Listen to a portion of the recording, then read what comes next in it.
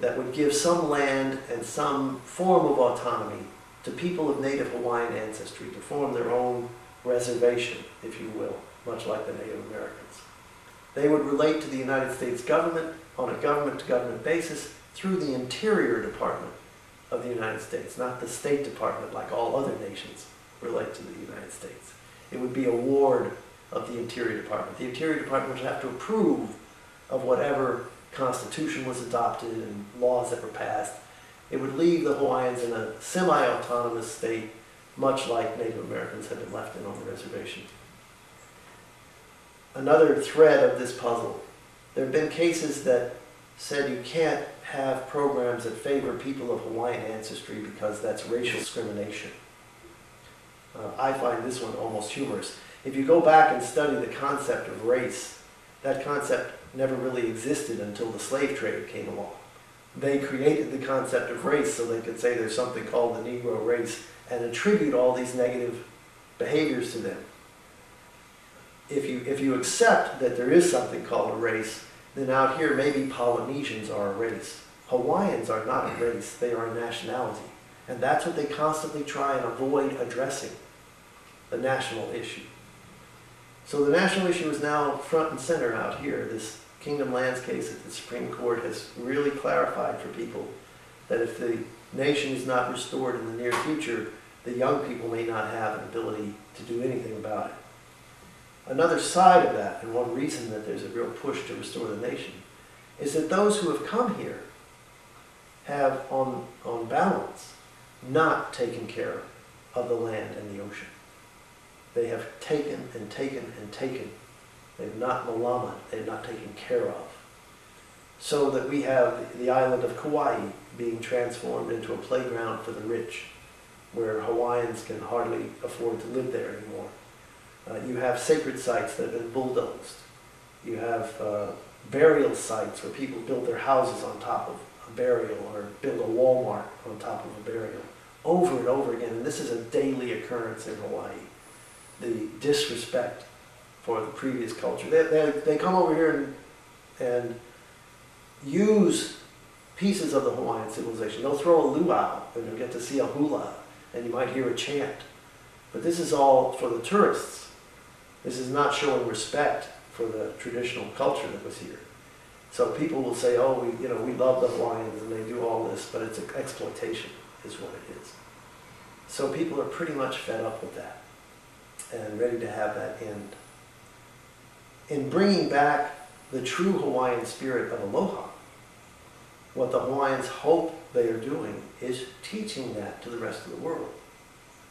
I once had a Hawaiian warrior I was talking to, and I asked him, you all had training in lua, which is a martial art, one of the most powerful martial arts ever.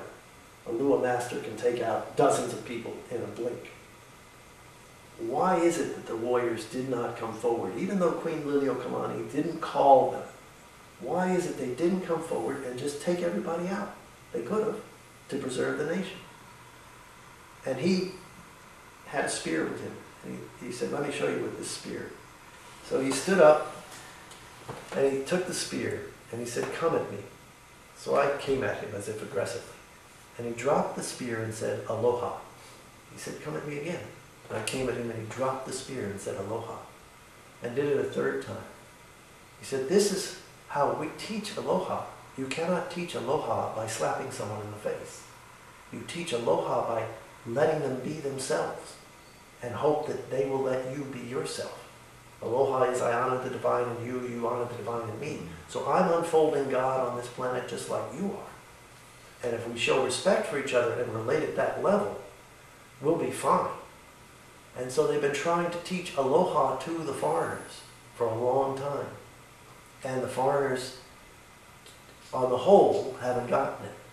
Now there are many, many people in the islands who have come from foreign nations, like myself, who have felt called to be here without even knowing why. I came over here to give testimony in a hearing and was here for 3 days and went back to the United States and packed up and moved because I just felt the call so strong to be here. I didn't know why. I just knew I had to be here. Years later, when I was with the Temple of Lono and had the vision of the rainbow god. I understood why I was supposed to be here. But there are lots of people. Over in Hawaii, there's a word, haole. And I once had a chance to sit with a Makua, a Hawaiian record keeper, a very sacred person. And I asked him, what is this word haole that's used to tell people that, that you don't like, basically. And he said, well, the original word was used to mean anyone not from Hawaii. It was just a foreigner. But so many of the foreigners came to take and take and take and take and be disrespectful that it got a negative connotation. Haole. It was like a curse word.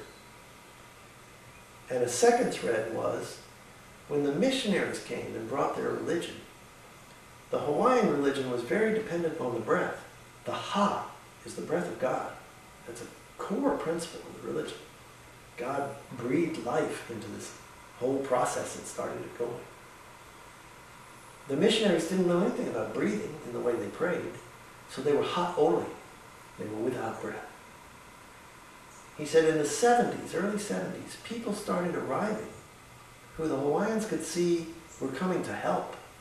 They honored what was happening in the Hawaiian civilization. They wanted to be part of it. They wanted it to flourish. And they called them halanis, gifts from heaven. And that the Hawaiians could see who was a haole and who was halanis. And as far as they're concerned, the halanis are Hawaiian. So in the kingdom, to be restored, the Hawaiian will be whoever is there to help. Whoever plants the seed and harvests the crops and builds the walls, that's a Hawaiian. And you may be standing next to a Hawaiian who's a Buddhist, or a Mormon, or a Protestant, or a Catholic. All Hawaiian because they're here to help. And there isn't meant to be any exclusivity. The kahuna of the Temple of Lono has said to me on more than one occasion, if the Mormons want to come and build a temple in our pu'uonua, our sacred land, they can come and build a temple. As long as they understand they have to take care of the land. That's what we're here to do. That's what all of us in the human family are here to do. This is a lesson that Hawaii is bringing out to the whole world. And the lifting up of the Hawaiian nation and allowing it to get back on its path of unfolding its future, I think is going to be a gift to the whole world. And I hope it's something that will be supported around the world. We'll see.